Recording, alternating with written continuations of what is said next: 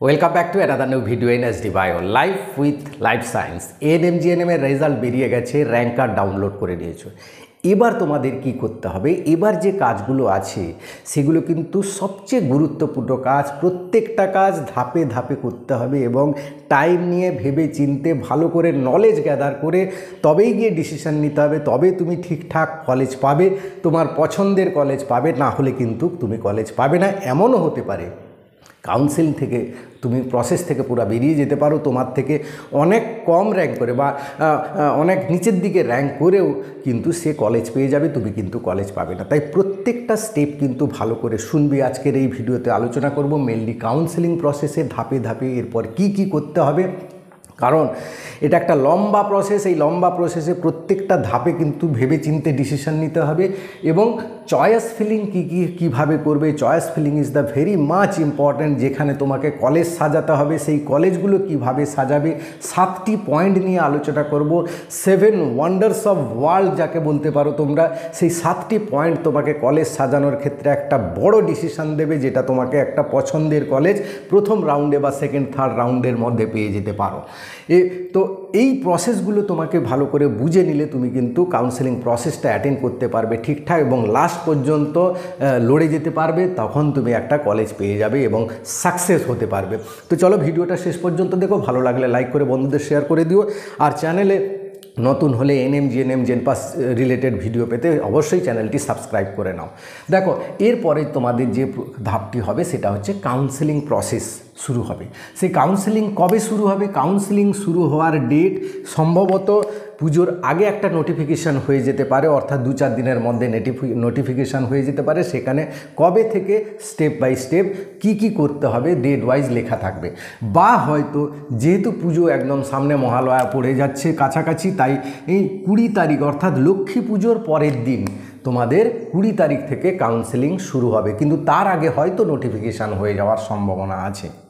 দেখো, এই কাউন্সেলিংটা কিন্তু 3টে রাউন্ডে হবে। এতে ফার্স্ট রাউন্ড, সেকেন্ড রাউন্ড এবং থার্ড রাউন্ড, যেটাকে মপ আপ রাউন্ড বলা হয়।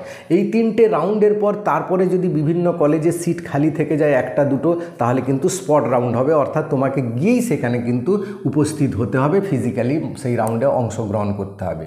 এবার দেখো রাউন্ড ওয়াইজ কীভাবে হয়। 20 তারিখ ধরো নোটিফিকেশান হলো, তাহলে ঠিক 21 তারিখ তোমাকে রেজিস্ট্রেশন করতে হবে, অর্থাৎ রেজিস্ট্রেশন এবং চয়েস ফিলিং সেখানে তোমাকে 10 থেকে 12 দিন হাতে সময় থাকবে, অর্থাৎ 20 থেকে 30 বা 2 তারিখ পর্যন্ত, অর্থাৎ 30 অক্টোবর থেকে 20 অক্টোবর থেকে যদি শুরু হয় তাহলে 21 থেকে 30 বা 2 নভেম্বর পর্যন্ত তোমার সময় থাকবে। 10-12 দিন সময় পাবে এই চয়েস ফিলিং এবং রেজিস্ট্রেশনটা করা এবং চয়েস লক করার জন্য। এই 10-12 দিন সময়ের মধ্যে তোমাকে কি করতে হবে? দেখো, তোমাকে প্রথম দিন তোমাকে রেজিস্ট্রেশন করে নিতে হবে 500 টাকা দিয়ে। যেভাবেই ফর্ম ফিল আপ করেছিলে সেই রকম অনলাইনে পেমেন্ট করে তোমাকে রেজিস্ট্রেশন করবে। রেজিস্ট্রেশন করে নিলে তুমি চয়েস ফিলিং করতে হবে। Choice filling is very much important, বারবার বলছি। অর্থাৎ তোমাকে কলেজ সাজাতে হবে, কলেজগুলোর নাম দিতে হবে, কোন কলেজগুলোতে তুমি অ্যাডমিশন হতে পারবে। এইবার দেখো, চয়েস ফিলিং যে 7টা পয়েন্ট নিয়ে আমি আলোচনা করব এখন, এইগুলো কিন্তু মন দিয়ে শুনবে। দেখো, প্রথম কারোর অপশান হতে পারে বাড়ির কাছের কলেজ, অর্থাৎ প্রথমেই আমি গভর্নমেন্ট কলেজগুলোকে পরপর রাখবো। সেই গভর্নমেন্ট কলেজ কোনটা হবে না, আমার বাড়ির পাশে কোন মেডিকেল কলেজ আছে সেইগুলোকে আমি আগে প্রেফার দেবো। তারপর ডিস্ট্রিক্ট হসপিটাল বা এসডি হসপিটাল যেগুলো থাকে সেগুলোকে পরপর ধরে রাখবো, কারণ এটা একটা 3 বছর বা 1 বছরের কোর্স এএনএম ক্ষেত্রে। তো সেই ক্ষেত্রে তোমাকে একটা অনেক দিন থাকতে হবে বাড়ির বাইরে। বাড়ির কাছাকাছি হলে তোমার এরিয়াতে তুমি থাকতে পারবে এবং সেখানে তোমার একটা কনফিডেন্স থাকবে। কারণ এখন যা পরিস্থিতি সমাজের, যত দূরে যাবে তত কিন্তু সমস্যা বাড়বে। তাই বাড়ির কাছাকাছি কলেজগুলোকে প্রেফারেন্স দেওয়ার চেষ্টা করবে, সেটা অবশ্যই গভর্নমেন্ট কলেজ। এবার দেখো, হোস্টেল অ্যাভেলেবেল আছে কি না। দেখো, কিছু গভর্নমেন্ট কলেজ রয়েছে যেখানে ফার্স্ট ইয়ারে হোস্টেল নেই, কিছু রয়েছে সেকেন্ড ইয়ারে হোস্টেল নেই, থার্ড ইয়ারে গিয়ে হোস্টেল পাবে। তো এই 2 বছর ফার্স্ট ইয়ার সেকেন্ড ইয়ার তুমি যদি বাইরের বেসে থাকো তাহলে কিন্তু একটা বড় অ্যামাউন্ট খরচ হয়ে যাবে, অর্থাৎ মাসে প্রায় 7 থেকে 8 হাজার টাকা খরচ হয়ে যাবে প্রতি মাসে। সেখানে গভর্নমেন্ট হোস্টেলে তুমি থাকলে বছরে 144 টাকা অর্থাৎ 12 টাকা পার মান্থ তোমাকে ফিস দিতে হবে। হ্যাঁ, 144 টাকায় থাকা ফ্রি। এবার খাওয়ার জন্য 3,500 থেকে 4,500 মধ্যে তোমার খরচ হবে।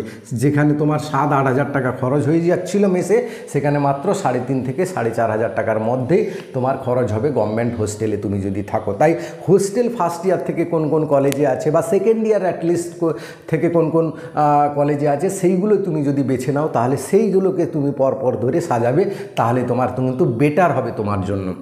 এবার কিছু কিছু ছেলে চায় তারা কলকাতার ভালো কলেজে ভর্তি হবে, অর্থাৎ কলকাতার বড় বড় মেডিকেল কলেজে ভর্তি হবে। সেটা চাইবে যাদের র্যাঙ্ক বেশি আছে, মানে ভালো আছে, তারাই সেই কলেজগুলো বেছে নিতে চাইবে। এবং তারপরে ধরো কলকাতার বড় বড় মেডিকেল কলেজ সাজানোর পর তুমি কি করবে, ডিস্ট্রিক্ট লেভেলের মেডিকেল কলেজগুলোকে সাজাবে, যেগুলোতে MBBS পড়ানো হয়, কারণ সেখানে ফ্যাকাল্টি ভালো থাকে। এবার কিছুর প্রিপারেশান হয়, না না আমার মেডিকেল কলেজ দরকার নেই, আমি বাড়ির পাশে যে গভর্নমেন্ট কলেজটা পাবো সেটাই নেব, তখন তাকে সেই অপশানটাই আগে সেইভাবে সাজাবে সে। এবার দেখো ফিস কম কোন কলেজে, দেখো সমস্ত গভর্নমেন্ট কলেজ সাজানো হয়ে যাওয়ার পর এবার প্রাইভেট কলেজগুলোকে দেবে। তো প্রাইভেট কলেজ যাদের বিশেষ করে র্যাঙ্ক বেশি আছে, হয়তো গভর্নমেন্ট কলেজ পাবে না, তারা প্রাইভেট কলেজগুলোকে কিন্তু খুব কেয়ারফুলি সাজাবে।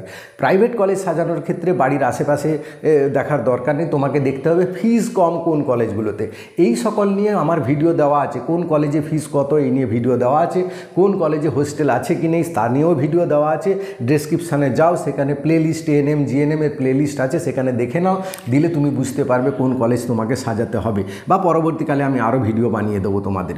এবার র্যাঙ্ক যাদের বেশি আছে, অর্থাৎ অনেক বেশি র্যাঙ্ক আছে, হয়তো গভর্নমেন্ট কলেজ পাবে না, তারাও গভর্নমেন্ট কলেজগুলোকে আগে দেবে, তারপর প্রাইভেট কলেজগুলোকে দেবে, সেখানে ফিসটা স্ট্রাকচারটা দেবে। প্রাইভেট কলেজের ক্ষেত্রে আরেকটা জিনিস দেখবে যে সেটা মানে তোমার ফ্যাকাল্টি ভালো আছে কিনা। যে প্রাইভেট কলেজে যেমন মনে করো KPC, 4 নং, এগুলোতে কিন্তু MBBS পড়ানো হয়।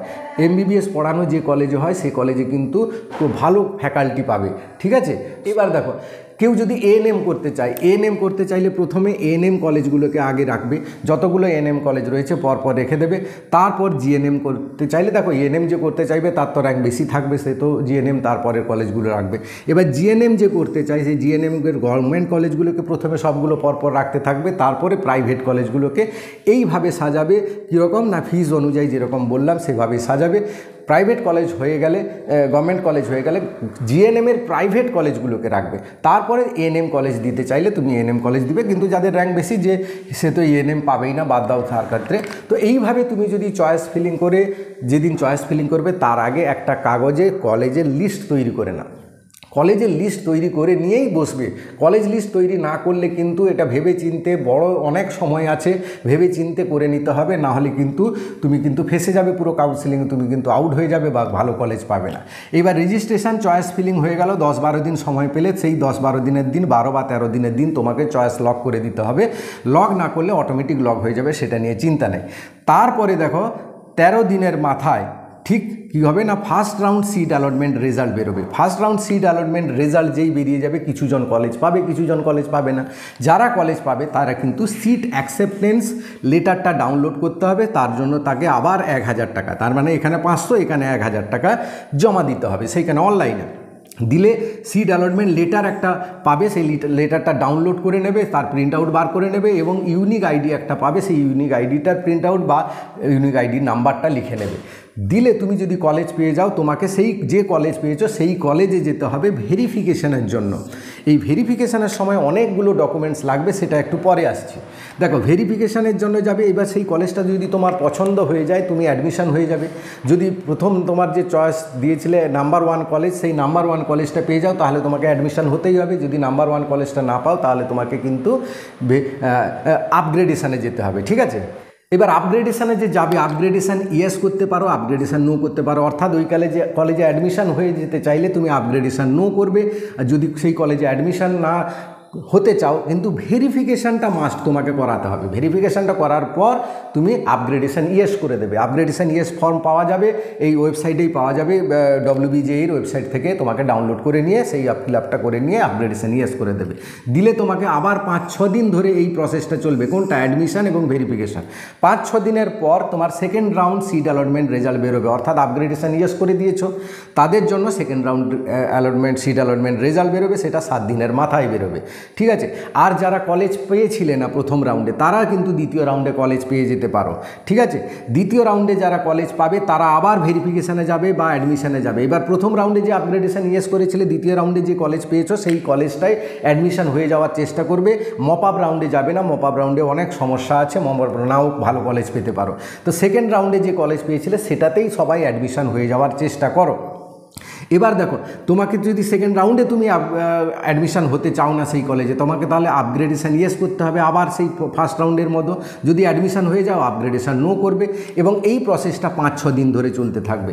5-6 দিন ধরে চলার পর তোমার এবার মপ আপ রাউন্ডের জন্য রেজিস্ট্রেশনের ফর্ম বেরোবে। তারও ডেট দেওয়া থাকবে। সেরকম মপ আপ রাউন্ডের জন্য রেজিস্ট্রেশনের জন্য 200 টাকা ফিস দিতে হবে। যারা এতদিন অংশগ্রহণ করেছিলে তাদের 200 টাকা, যারা এতদিন অংশগ্রহণ করেনি অর্থাৎ রেজিস্ট্রেশনও করনি তাদের ক্ষেত্রে 500 টাকা প্লাস 200 টাকা 700 টাকা দিয়ে মপ আপ রাউন্ডে অংশগ্রহণ করবে। এবার মপ আপ রাউন্ডে অংশগ্রহণ করলে মানে সেই একইভাবে যেরকম করেছিলে চয়েস ফিলিং, সেই একই নিয়মে তুমি চয়েস ফিলিং করে যাবে। এখানেও 5-6 দিন সময় থাকবে চয়েস ফিলিংয়ের জন্য। তারপরে মপ আপ রাউন্ডের রেজাল্ট বেরোবে। সেখানে যদি তুমি কলেজ পেয়ে যাও তাহলে আবার তোমাকে ভেরিফিকেশান এবং অ্যাডমিশনে যেতে হবে। এখন যদি আবার সিট ফাঁকা থাকে তখন স্পট রাউন্ড হবে। সেটা প্রত্যেকটা কলেজে, যে কলেজে সিট ফাঁকা থাকবে সেই কলেজে স্পট রাউন্ড হবে। স্পট রাউন্ডের কিন্তু কোনো গ্যারেন্টি নেই হবে কি হবে না। এইবার এই ভেরিফিকেশান এবং অ্যাডমিশনের জন্য কি কি ডকুমেন্টস লাগবে দেখো। টোটাল এই কাউন্সেলিং প্রসেসের জন্য কোনো ডকুমেন্টস লাগবে না। আপাতত তোমার কাছে যেগুলো আছে অ্যাভেলেবেল সেগুলোই হবে। ফর্ম ফিল আপে যা যা লেগেছিল সেইগুলোই হলে হবে। কিন্তু তুমি যখন ভেরিফিকেশান বা অ্যাডমিশনের সঙ্গে যাবে তখন তোমার ক্যাটাগরি সার্টিফিকেটটা অবশ্যই লাগবে। তোমার SC ST OBC যাই ক্যাটাগরি থাকুক, EWS PWD যাই ক্যাটাগরি থাকুক, সেই সার্টিফিকেটটা লাগবে। সেই সার্টিফিকেট যদি তুমি না কালেক্ট করতে পারো বা না তোমার কাছে থাকে, তুমি কিন্তু UR ক্যাটাগরিতে চলে যাবে। সেটা কোনো প্রবলেম হবে না, তোমার ক্যান্সেল হয়ে যাবে না। তুমি কিন্তু UR ক্যাটাগরিতে চলে যাবে, অর্থাৎ জেনারেল ক্যাটাগরিতে চলে যাবে। এবার আর একটি ডকুমেন্টস লাগবে, যেটা হচ্ছে ডমিসাইল সার্টিফিকেট লাগবে। ডমিসাইল সার্টিফিকেট 3 ধরনের হয়, A1 A2। A1টা কারা করবে? A1টা তুমি SDO BDO যে কোনো জনের কাছ থেকে করতে পারো। যে স্ক্রিনে দেখতে পাচ্ছ যে সার্টিফিকেটটা বা ফরম্যাটটা, সেই ফরম্যাটটা ওয়েবসাইটে পাওয়া যাবে। আর কিছুদিন পর সেটা ডাউনলোড করে নিয়ে তুমি SDO BDOর কাছে গিয়ে করে নিতে পারো। A2টা কারা করবে না, A2টা করবে সমস্ত হেডমাস্টার মশাইয়ের কাছে যারা এবছর পাস করেছো বা গত 2-1 বছর আগে পাস করেছো। যদি হেডমাস্টার মশাই দিয়ে দেন, সেই A2 ফরম্যাটটা তোমাকে কিন্তু সেখানে হেডমাস্টার মশাইয়ের কাছে ফিল আপ করে নিতে হবে।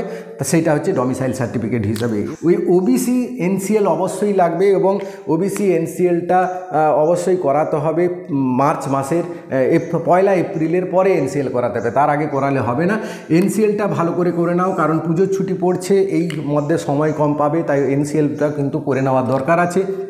EWS এর ক্ষেত্রে সার্টিফিকেট না থাকলে জেনারেল হয়ে যাবে, এবং মেডিকেল ফিটনেস সার্টিফিকেট তখন লাগবে যখন তুমি অ্যাডমিশন হতে যাবে, কাউন্সেলিং প্রসেসে লাগবে না। এই সমস্ত নিয়ে আবার পরে ভিডিওতে আলোচনা করব। তাই এই সমস্ত স্টেপগুলো ভালো করে মন দিয়ে কিন্তু ডিসিশানটা নিতে হবে, তোমাকে ধাপগুলো ভালো করে জেনে। এই ছিল আজকের ভিডিও।